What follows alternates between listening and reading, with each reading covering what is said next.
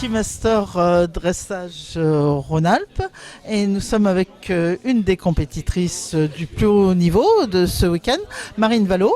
Alors Marine, un petit retour sur cette saison puisque cette année tu as passé un cap important puisque tu es rentrée dans la cour des grands, comme on dit, en abordant le Grand Prix. C'est bien ça? Oui, c'est ça, ouais.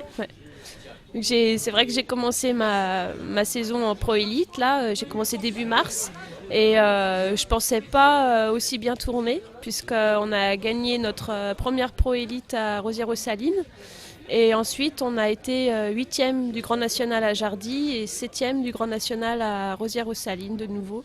Donc c'est vrai que c'était assez impressionnant de tourner avec des grands cavaliers, quoi, ceux qui nous font un petit peu rêver, quoi. Donc je suis très contente de ma saison.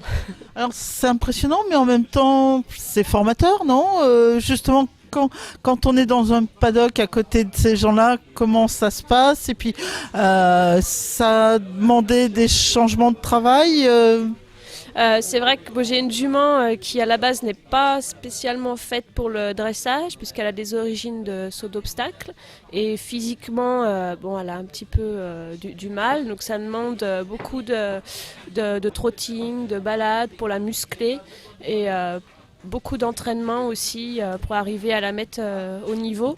Et après, en ce qui concerne les détentes, c'est vrai qu'on est tellement concentré sur son cheval qu'on ne fait pas trop attention à ce que font les autres cavaliers. Tout ce que je fais, c'est me faire un peu peur quand je vois leurs grands chevaux magnifiques qui trottent du feu de Dieu. C'est vrai que on se dit waouh, je suis à côté, quoi.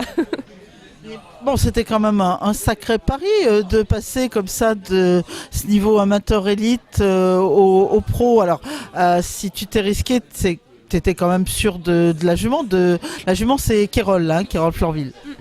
Oui, effectivement. Après, ma jument n'ayant pas beaucoup d'allure, j'arrive à gagner des points sur un peu plus de technique. Donc c'est vrai qu'elle va parfois mieux piaffer que d'autres chevaux, mieux faire certaines choses, voilà, techniques. Et c'est là-dessus que je vais gagner des points. Donc après, sur des petites reprises, je vais me faire avoir parce qu'il y a moins de choses difficiles et plus d'allure. Et c'est là que je vais avoir moins de points sur des plus petites reprises.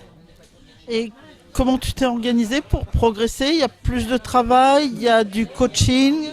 Je travaille tous les jours avec mon entraîneur, Georges Fizet, depuis 9 ans. Voilà, donc tous les jours. Qui est le naisseur de la jument également. Oui.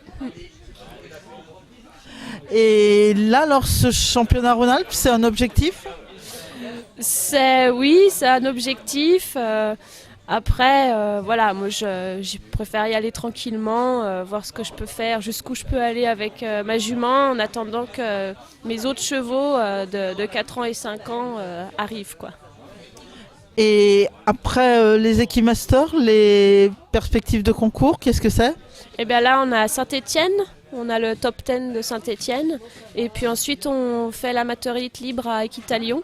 Et puis je pense qu'après, on va attendre le printemps, pouvoir faire une petite pause, retravailler tout ça, puis recommencer en mars ou en avril.